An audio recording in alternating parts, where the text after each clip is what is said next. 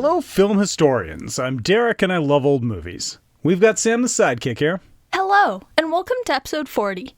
And as our listeners know by now, our 10th episodes, 10, 20, 30, 40, are always something a bit different.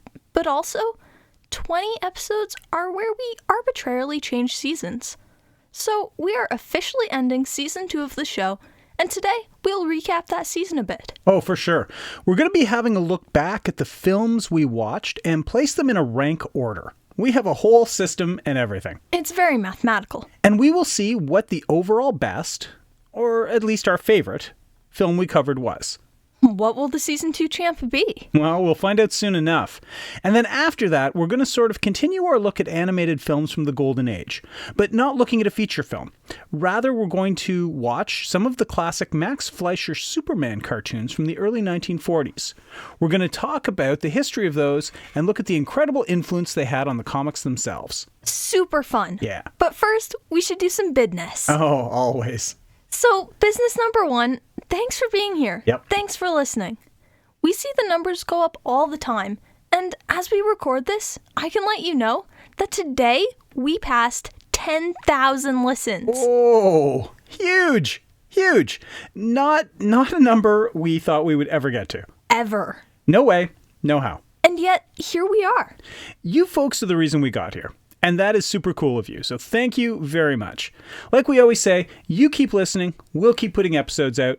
That's the deal. Yeah, what he said. And to make sure you hear all about the interesting stuff as it happens, give us a follow on the socials. Oh yeah, totally do that. After all, we are on the Facebook. I Love Old Movies, the podcast. Instagram. At I Love Old Movies, the podcast. Twitter. At ILOM Podcast. And the good old-fashioned email. I Love Old Movies, the podcast at gmail.com. All one word. And you know what? We love hearing from you. Whether it's some praise or a recommendation or just chit-chat about movies or even suggestions on what we could do to make the show better. It's awesome when you take the time to reach out, so don't be strangers. We're going to be doing another month of listener requests, probably in July. So be sure to give us a shout and let us know what film you want to hear us chat about. We've got a few good ones lined up already, so let us know ASAP. Also, if you would like to read a cold open for the podcast, maybe talking about a nostalgic or formative experience you had watching movies, get in touch. We'll make that happen right away. You don't have to have grown up in a small town in the Ottawa Valley. But bonus points if you did. And if you could, please take a moment right now to hit like, subscribe, and share. Especially share. Yeah. The sharing is the big one. Or if you are on an audio-only platform like Spotify or Apple Podcasts, see about dropping us some stars and maybe even a quick review. You'd be surprised how much that sort of thing really helps. And of course, you should do what all the cool kids do, which is pet the rock. And by that, we mean head on over to petrockradio.ca to listen to amazing local web-based radio programming with fantastic music and previous episodes of our show broadcast 3 times a week.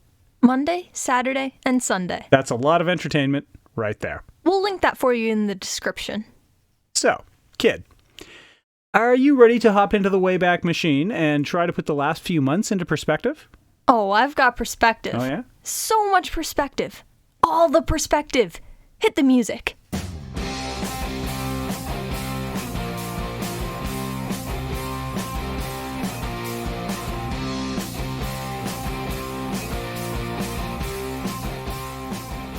All right, so season 2, we had 19 episodes, and we looked at 18 films. The other episode was our 30th, and we did the silent movie watch-along for that. And we won't be considering that in this discussion. That means we had 18 films. Movies that we had some similar and some very divergent opinions on. And factor Mom into that, who watches with us and is always a part of our discussions and research. And we had 3 of us without clear agreement. The 4th factor was you, our listeners. And the reality is some of our episodes in Season 2 did great. Just unbelievable listen totals. Others did less great. Although, it should be said, our goal, like our best hope for each episode, is 50 listens. That's kind of like our imaginary line where we can say an episode did well. Right. And every episode in season 2 was well above that line. Yeah, that's fair to point out. So even an episode that didn't do great still exceeded our expectations. That's worth mentioning. Everything is relative. So how did we do this? How did we determine the best film we saw? Explain our process here. All right. So Sam, Nikki, and I all ranked the films individually, 1 to 18. Our favorite film got 18 points, our least favorite got 1 point, and every film in between got points based on their positions. And we added up all those points. Right. But we weren't done there. Right. We then brought in the listen totals, and based on the order of those, more points were awarded. And the last thing we did was go back to the tail of the tape for each film and look at how these films were rated by the wider audiences out there. And points were awarded for that. Those are probably the least subjective points we gave out. Totally. So 5 categories in all, with each film getting between 1 and 18 points for each category, and then a grand total arrived at. Our top film? No surprise. If you've been following the show, for sure, no surprise. Our bottom film? It's an outrage. Yeah. We all thought it would be one specific film. Which, again, shouldn't be a surprise. But it didn't work out that way. Let's take a look at it now and see what the spreadsheet shows us.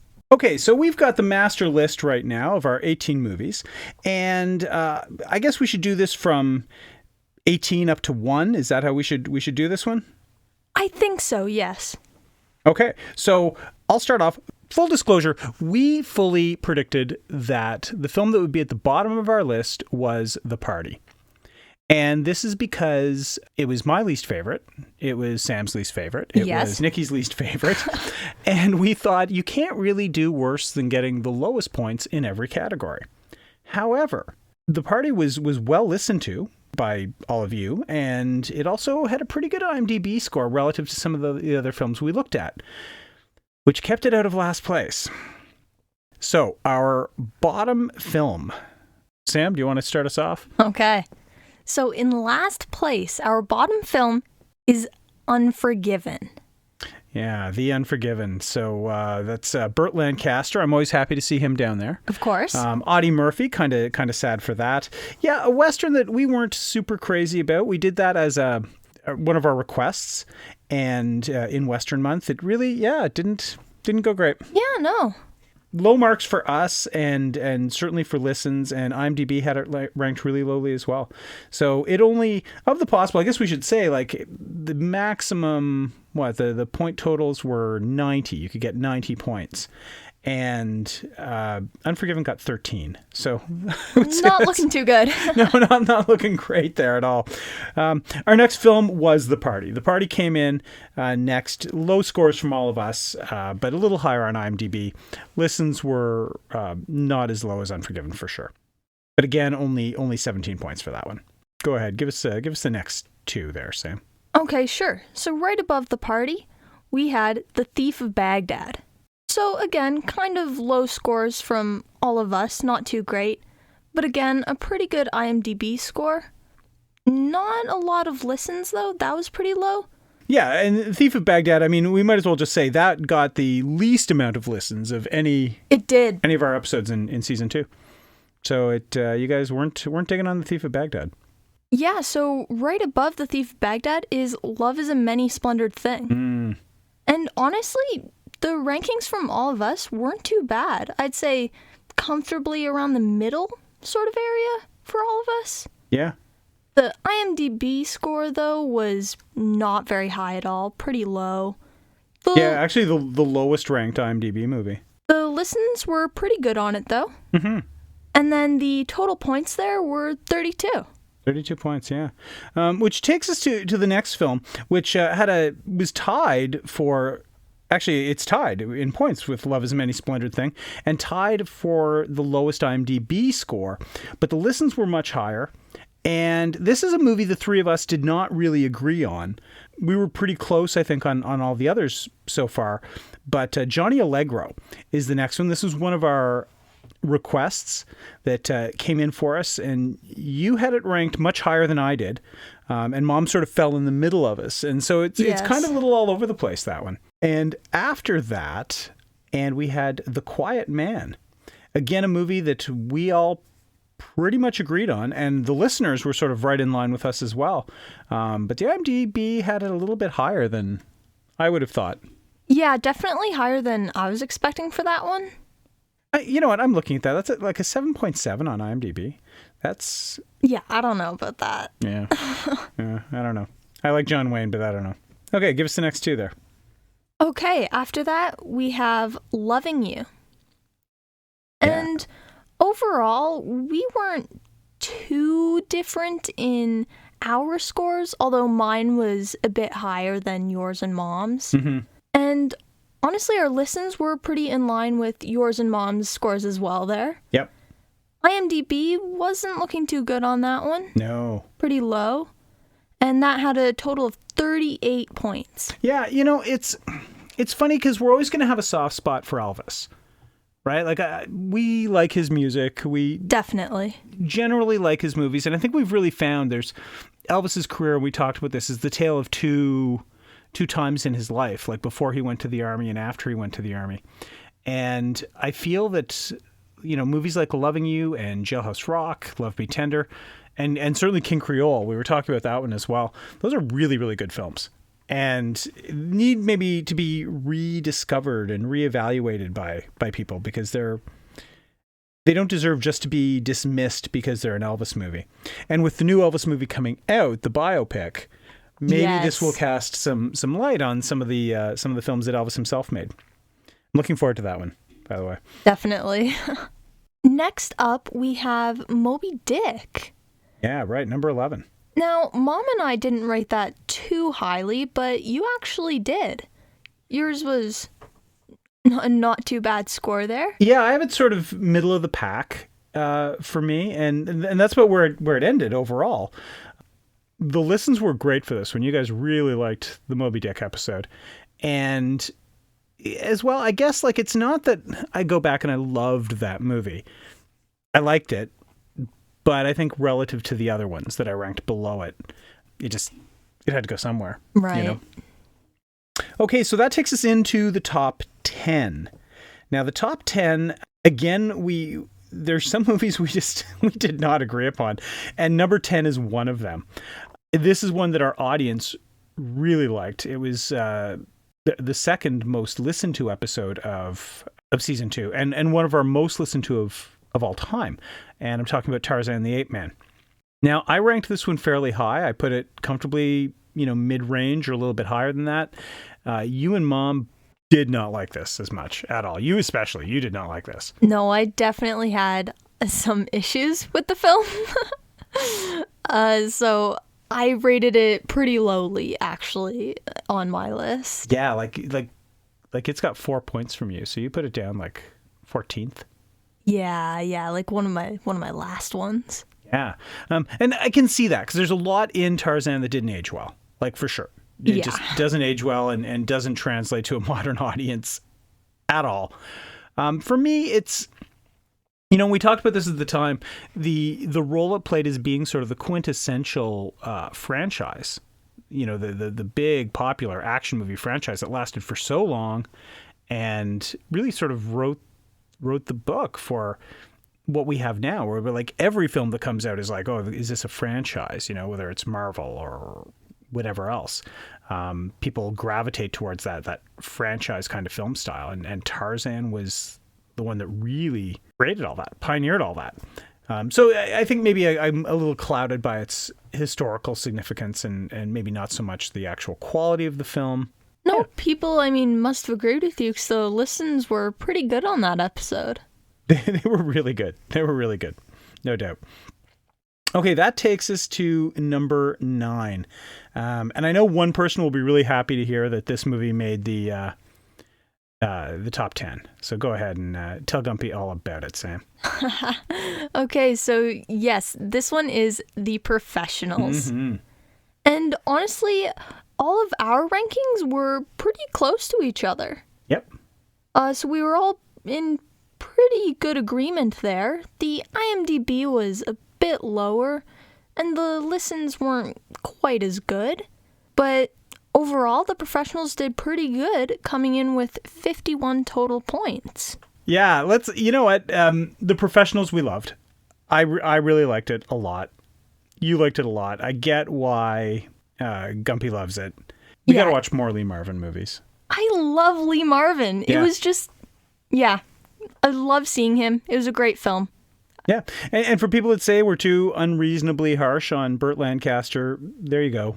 A Burt Lancaster movie is our 9th favorite. So, yeah. Next, we do have Rebecca, the Alfred Hitchcock directed Best Picture winning film. Certainly, like the rating of the film is very, very high. Like Rebecca's an 8.1 on IMDb, and the listens on this were good for us. Mom really liked this one. She ranked this one really high. You were sort of middle range on it, and I was just, I was really out of whack with you guys. I really sort of ranked this one lowly, which I shouldn't have, I suppose, because, it is a classic. So I probably shouldn't have ranked it so low as I did. Everyone has, one or two misplaced films here. I have Johnny Allegro with a pretty unreasonably high ranking here. Yeah. Fair enough. Yeah, I guess for me, Rebecca was just slow and understandable. Laurence Olivier really bothered me in it. I just didn't enjoy his performance. That's fair. I wasn't a huge fan of him in it. One thing I did really like about Rebecca, despite how slow it was, there was a lot sort of going on in it. Mm-hmm. And it definitely kept me thinking throughout it and asking questions, sort of like, is this what's being alluded to? Is this going to happen? And that just sort of kept me on my toes throughout it. And that sort of led me to enjoying the film more, despite how slow and how long it was. Yeah, I don't have a problem with where it ended up for us at 8th. But yeah, personally, I wouldn't. Well, I didn't rank it that high relative to the others. Okay, so give us 7 and 6 there, Sam, to take us up to the top 5. Sure. Okay, so next we have His Girl Friday. And we all had pretty decent rankings there for it. Not too bad. Mm-hmm. And the IMDb was pretty good for it, actually. Mm-hmm. And the listens were not too bad on it either. Yeah, no, This was well received across the board. Yeah, overall, just a pretty good, enjoyable film that everyone seemed to enjoy pretty well. Yeah, and, Cary Grant was great in that movie. Even though we didn't love his character, like we thought his character was kind of a jerk, his performance was so good.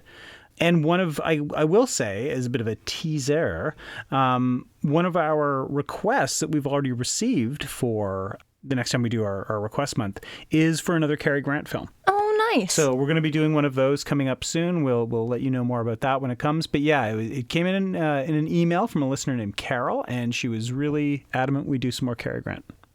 Nice. I do not have an issue with that. Yeah, no, me neither. Okay, up next, Yellow Sky. Oh, yeah. Yes. You really enjoyed this one. I loved Yellow Sky. I think I put it, was it 5th on my... Yeah, I had it 5th overall. Yeah, it was a really good film. I quite enjoyed it. All three of us, Mom included, we had it with... It was at a pretty good place in our rankings. Mm-hmm. The IMDb, pretty good as well. And the listens were great on it. Yeah, Yellow Sky did really well for us, sort of almost like a game-changing episode for us in terms of how fast it got to 100 listens, how many listens it had in its first week, and how it's continued to still sort of grow for us. Yellow Sky was a really big episode and really a cool movie that I don't think a lot of people know about and is definitely worth checking out. I really enjoyed Yellow Sky. It was a good one, for sure. I mean, in terms of, because a lot of the other movies that we have above it on the list, which is our top 5, I had seen all those movies before. So I've already got a place. So I'd never seen Yellow Sky. So of all the movies I'd never seen before, Yellow Sky was my favorite. That's fair. Yeah. Okay, top 5. Again, another one that I'm a little bit out of whack with. You and Mom really agreed on this. The film community at large, so the IMDb agrees with it. Listen's not quite there, but, well, no, the listens were really good on it, actually, as I'm looking at it. Snow White and the Seven Dwarfs. Yeah, I think part of the reason Mom and I had it so high on our rankings was sort of that, like, personal connection, like, with, like, our childhood and that sort of deal. Mm-hmm. And also sort of, like, the historical stuff going on there with the first feature-length animated film. Right. And all that going on. And the animation is still jaw-dropping. Absolutely. Like, we watched it and we were riveted again, just watching that movie. You know, I'm looking here at the spreadsheet. Like, Mom had it number 1. This was her favorite film. And yeah, I agree with you. I think it comes from that childhood place. And same for you. You had it ranked really high. I was a little more critical of it. You know, it's a musical, so I could only... That's fair. I could only get so far behind it. But yeah, number 5, super worthy. Snow White and the Seven Dwarfs. Totally good. Do you want to talk about number 4 or do you want me to? I feel like maybe I should. Okay, take it away. Okay, number 4, the Oxbow Incident. Oh, yeah. Yes, this one. As you can imagine, all of us have it very high in our rankings. Mm-hmm. For me, it was actually, my 3rd one? Yeah, number 3 for you. Yeah. Number 2 for me. Yeah, so very high. IMDb was also really high, really good. Unfortunately, the listens weren't quite there. Yeah. Not too great. But, oh my gosh, I could not stop thinking about this film for days, weeks afterwards.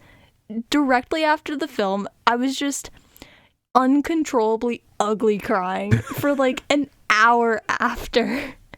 It was horrible. And yet it was the best kind of horrible. Because that movie just uncorks that emotional response. It's the futility of what has happened, and I almost want to compare it to All Quiet on the Western Front from our first season. A very similar reaction for me that I had to both films there. Yeah, you talked about both those films for days, and they preoccupied you.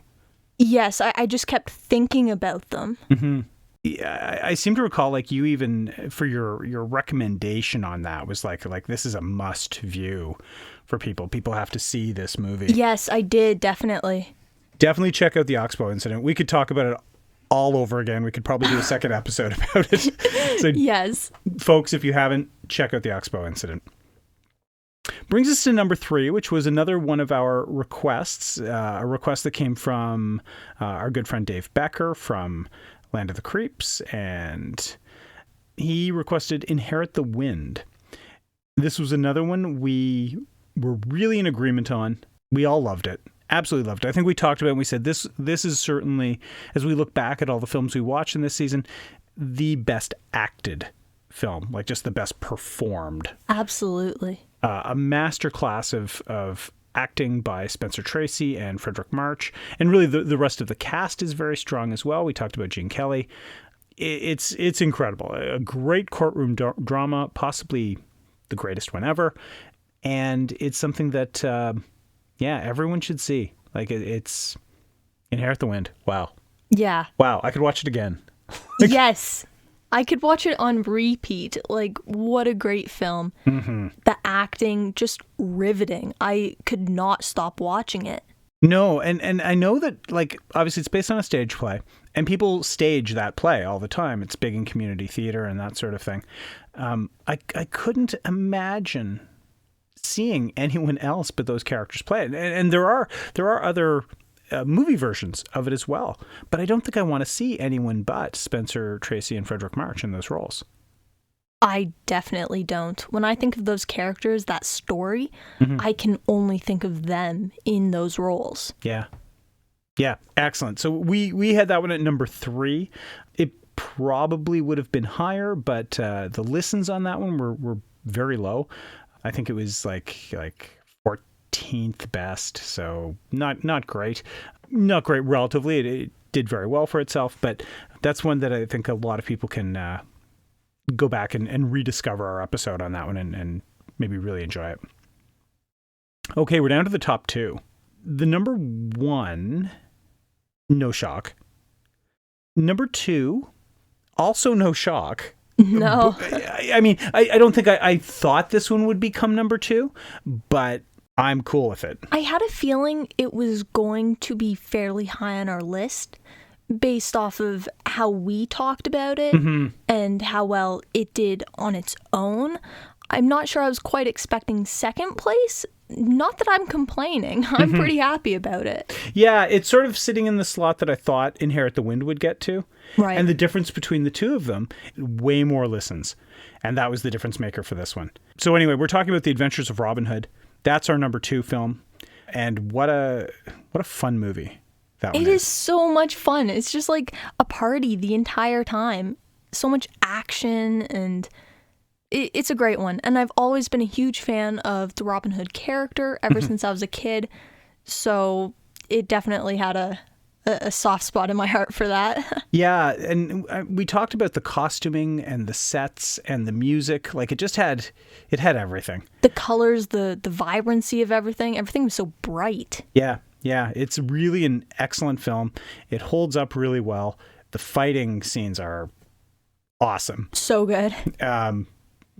Certainly a worthy number 2. I have no problem saying second best film we saw in season 2 was The Adventures of Robin Hood. No question. Definitely. Brings us to number 1. Our favorite, or the best, or whatever you want to call it. The number 1 film of season 2 of the I Love Old Movies podcast, The Treasure of the Sierra Madre. And there's no real shock here as we're looking at it. It is... I had this one number 1. Sam had it number 2. Nikki had it number 3.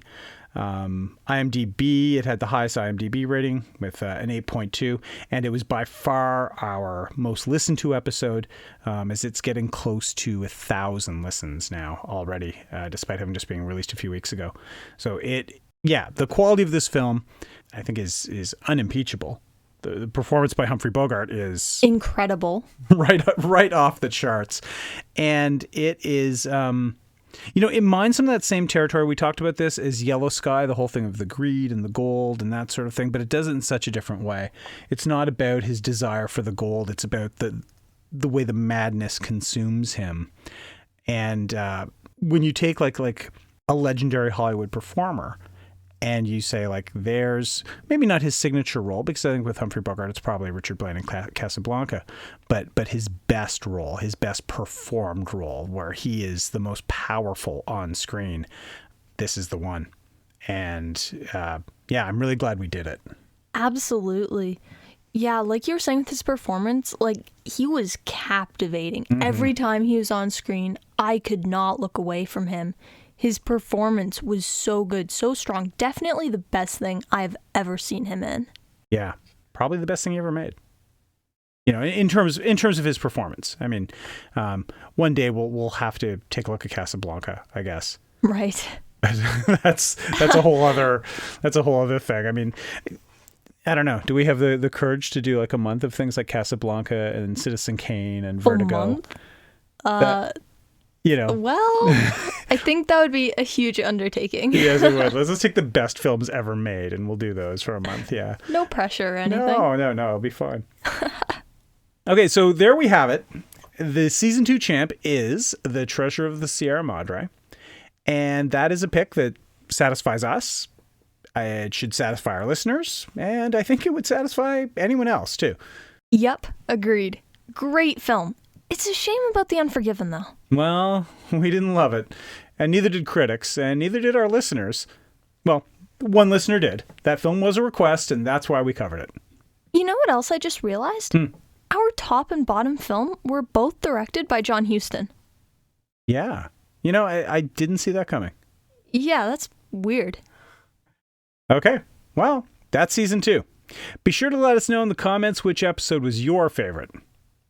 Okay, kid. Ready to go fight for truth, justice, and the American way? I'm gonna get there faster than a speeding bullet. Hit the music.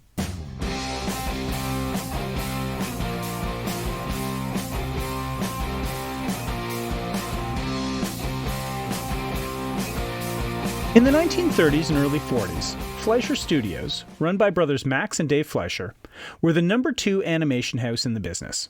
Second only to Disney, the Fleischers worked to turn out many memorable shorts, had created timeless characters with Popeye and Betty Boop, produced an animated feature, an adaptation of Gulliver's Travels, and even pioneered the rotoscoping technique, which could be seen as a precursor to motion capture.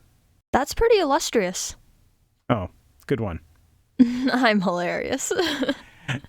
And then along comes Superman as a character, and after his appearance in Action Comics #1, the Man of Steel, the last son of Krypton, he became big business. Not only was he soon appearing in 3 monthly comics, Action, Superman, and World's Finest, but also in radio dramas, and of course in toy stores everywhere. And given the fantastic nature of the character, as well as the feats he would need to be seen performing, animation seemed a natural way to present him. This is first, too, right? Like, this is the first superhero cartoon we're talking about. Before everything. Before everything. Okay, continue. So, Republic Pictures tried to enter an agreement with National Periodicals, and this is the company that would become DC Comics eventually. But due to issues over cost and creative control, the two sides could never get together. Enter Paramount, who managed to strike the deal. But because they had no animation team in-house, they subcontracted the work to Fleischer, who they had a good relationship with. And Max and Dave were loving this, right?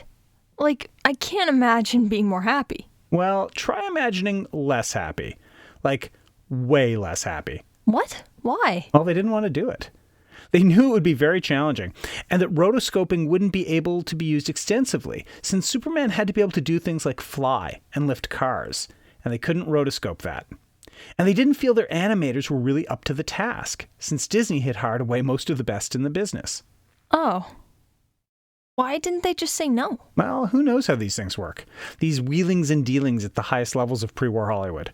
Not me. Me neither. What did they do? Well, the Fleischers said it would take them 6 months to produce each cartoon, and that the cost would be $100,000 per short. Now, this was vastly out of line with both the financial and timeline costs of animated shorts back then. Problem solved. Not so much. Paramount said yes. No, they didn't. Come on. $100K? No way. Well, they agreed to $50K for the first episode, and $30K after. And that was still very generous financial terms. And now they were committed. And they had to go into production. And 6 months later, the first episode, The Mad Scientist, which also included a very brief retelling of Superman's origin, arrived in theaters. And people loved it. It was even nominated for an Academy Award for Best Animated Short. The Fleischers used Bud Collyer and Joan Alexander for the voices of Superman and Lois Lane, which was a good get, since they were also the voices of the popular radio series. So Superman looked right, and he sounded right. And then they made 17 shorts, but not really? What's the deal with that? Well, Max and Dave made the first 9. And after that, their own working relationship had deteriorated and they weren't able to work together anymore, let alone complete the contract with Paramount. So Paramount moved on this, essentially removing the brothers from their own company and rebranding it as Famous Studios. Famous made the last 8 shorts in the Superman series, and they were vastly different in tone. Way less sci-fi and traditional superheroing, and way more World War II propaganda and fighting Japanese and German agents. Way more. But the Fleischers gave us a lot. Like, is it fair to say they left a forever mark on the Superman franchise? Oh, absolutely. Their aesthetic alone endured right up until the 1990s, when it was certainly an inspiration for the look of Batman the Animated Series, and all the DC animated series that followed in its wake. The lines, faster than a speeding bullet, more powerful than a locomotive, able to leap tall buildings in a single bound. That was created by the Fleischers, and were used in their 9 shorts, as well as subsequently in the radio show and in the Adventures of Superman TV show with George Reeves. And the flying? Is it true they're the ones who had Superman fly? Okay, so from an animation point of view, they felt it looked a little awkward for Superman to be jumping all the time, and they asked National for permission to just have him fly. This was already something that had been happening on the radio show, so it wasn't an unprecedented innovation for the character. But once everyone could actually see Superman flying, the comics had to change to adapt that power, and a flying Superman became the standard forevermore. And we're watching the first 3? Ah, what the heck. Let's watch 4. Okay, cool. What's the tale of the tape on these, Sam? All right, so we have a 6.9 on IMDb. The first episode ever released was actually nominated for an Oscar. There you go. And the series can be watched on YouTube and Tubi. For free.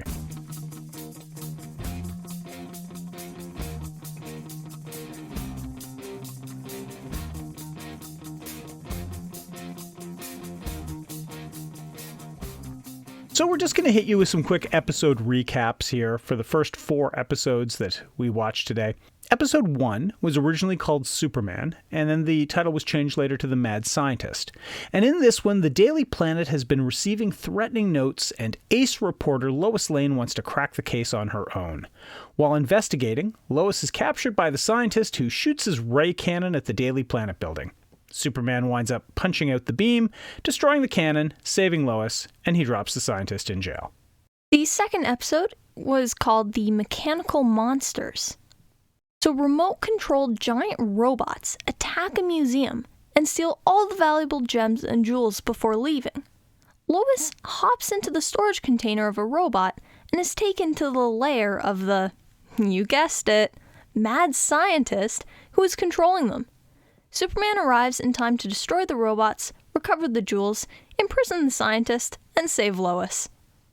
Episode 3 is called $1 Billion Limited. A train filled with $1 billion in gold is heading towards the U.S. Mint. Lois is on board the train, and it is attacked by a team of very well-armed thieves. Quickly, the train is damaged and speeding out of control. The crooks blow up a bridge, but Superman flies the train across the gorge and puts it back on the tracks. So they instead blow up the engine car, and Superman only barely saves Lois in time. Eventually, Superman overcomes the tear gas and machine gun fire the crooks subject him to, pulls the rest of the train to the Mint, and saves the day. Episode 4 was The Arctic Giant. A frozen prehistoric creature is brought to Metropolis to be displayed at the museum. While Lois is interviewing people there, the refrigeration system breaks and the creature thaws out, and is instantly awakened, trashes the museum, and starts rampaging through the city. Lois almost gets eaten, but Superman saves her before putting the creature down for the count. These cartoons are a lot of fun.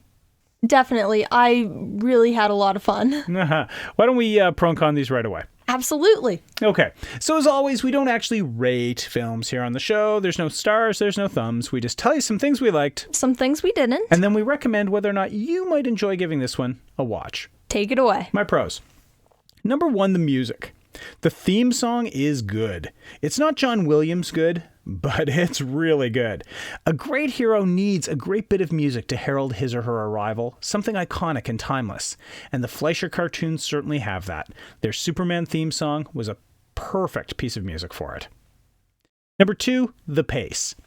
These cartoons are a perfect example of our old axiom, don't bore us, get to the chorus. Were they formulaic? Sure. Maybe even hokey and over-the-top violent? Totally. But they are very streamlined. They give the viewer what they need to know quickly and efficiently and get on with the business of villains doing villainous things, Superman doing super things, and all with a quick and tidy resolution. Number 3, the sci-fi insanity. Ray beams that melt bridges, giant robots, frozen dinosaurs, and most importantly, incredible feats of superheroing by our star.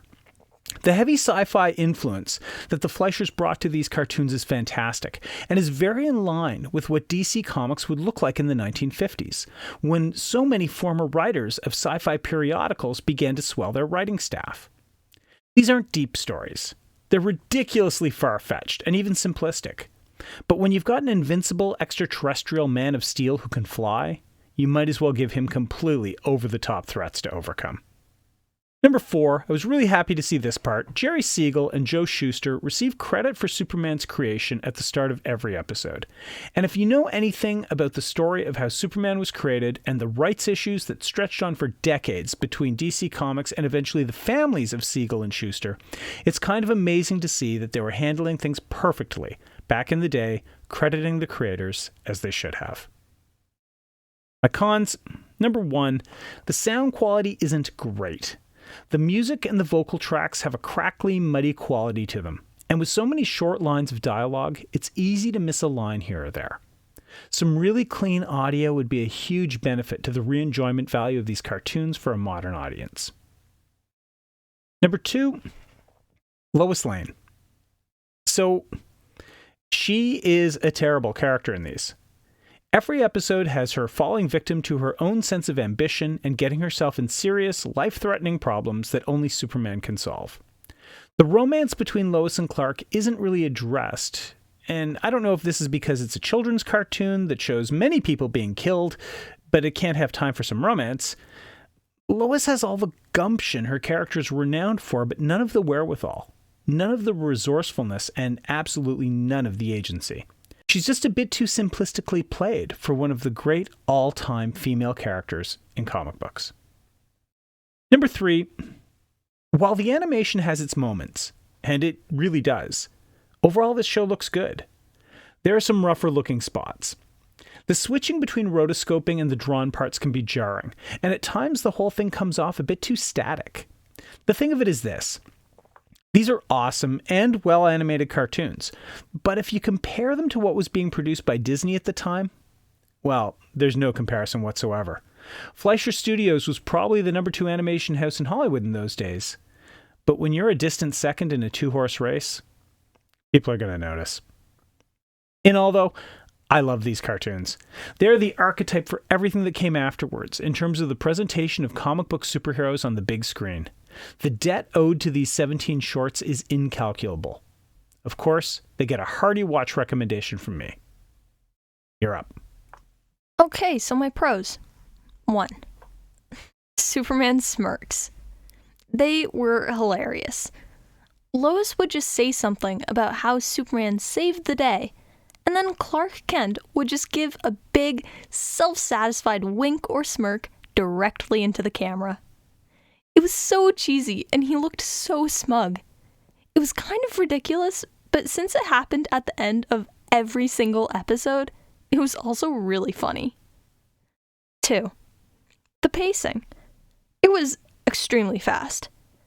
Now, normally I wouldn't be a fan of this because we lose time that could be spent providing backstory or explanations. However, I think the fast pace serves the episodes really well.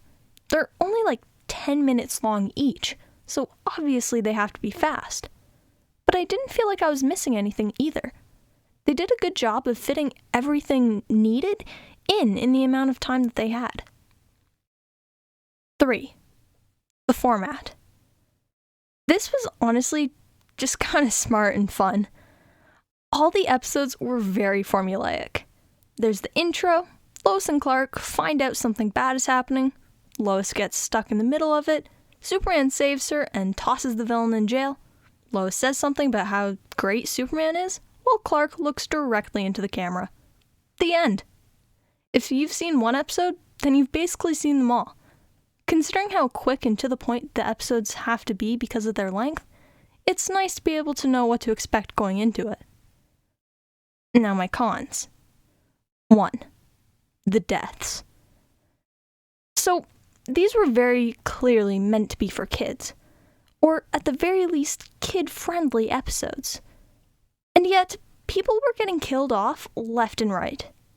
In one episode, people are literally getting tossed over the side of a speeding train like it's no big deal. Then Superman saves Lois and flies away as the train explodes. It's like he didn't care about anyone other than Lois. It doesn't make sense for Superman to just disregard other people that he could have saved. It's not his character. Overall, it just seemed kind of nonchalant about all the people dying. 2. The characters. They didn't really have a lot of depth. I can see how it would be hard considering the episodes were so short, but they could have done something. The mad scientists in the first and second episodes were practically the same person. There was no reason for what they were doing, they were just being villains because they could. And Lois wasn't that great either. She would just go off looking for a new story, get in trouble, and then be saved by Superman. That was all. You'd think that eventually she would realize that running headfirst into danger isn't the best way to get a good story, but she did it again and again. It really just seemed like a convenient way for Superman to get to save someone. 3. The animation. Don't get me wrong, considering this is from the early 1940s, this is super cool and impressive. But it's just not as good as it could have been. We know what 1937 was capable of with Snow White, but that was leagues above Superman. Some things were just not done as well. Hand movements weren't great, eyes looked kind of weird, and mouths didn't always line up with speech. They made a good effort and the animation was great to see, but it just wasn't as good as it could have been. Overall, though, this is definitely going to get a watch from me. The episodes were fun, quick, and very enjoyable to watch. Honestly, I think that any fan of Superman would have a great time watching them. Yeah, I agree. All right, and with that, we come to the end of our 40th episode. How did you enjoy Season 2? Are you still liking the idea of theme months and listener requests? What is your favorite episode? Send us a message and let us know. And be sure to come back next week when we will launch into Season 3. Really, we're just going to be continuing our look at classic animation, but yeah. Really, the whole season thing is pretty arbitrary, like I said. Yeah, it has a lot more to do with how we archive all our files than anything else. So there you go, the curtain has been pulled back on our process. What do we have up next? Well, we're going to stick with the Fleischer brothers, and we're going to check out their big animated feature film, Gulliver's Travels. Can't wait for that. But until then, be sure to watch more movies. And let everyone know about us. We're not a secret, and you do not have to keep us all to yourselves. So tell your friends. Tell your enemies. You never know. They might like punching the heads off of giant robots as much as you do. Maybe even more. For Sam the Sidekick, I'm Derek, and I love old movies.